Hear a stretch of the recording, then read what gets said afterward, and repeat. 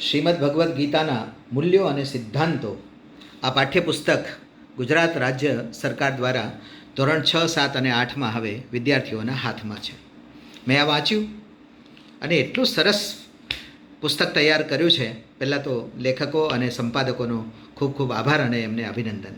આ પુસ્તક નિયમિત રીતે શાળાઓમાં ભણાવવામાં આવે તો વિદ્યાર્થીઓમાં સત્યનિષ્ઠા, કર્મનિષ્ઠા, જ્ઞાનનિષ્ઠાનો જન્મ થાય અને રાષ્ટ્ર સુદૃઢ બને.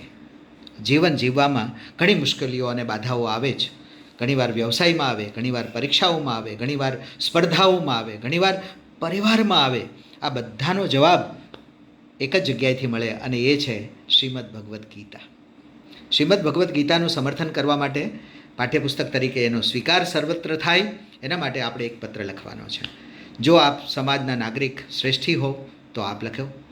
ટ્રસ્ટ સંચાલિત કોઈ પણ NGO ચલાવતા હોય તો આપ લખો. આપ એક બાળકના વાલી માતા પિતા છો તો આપ લખો. આપ શાળામાં ભણાવનાર શિક્ષક છો તો આપ લખો. અને આપ કંઈ નથી, માત્ર કર્મના સિદ્ધાંતને માનનારા છો, કર્મથી જ શ્રેષ્ઠ જીવન જીવી શકાય તો આપ પણ એક પત્ર લખી શકો છો.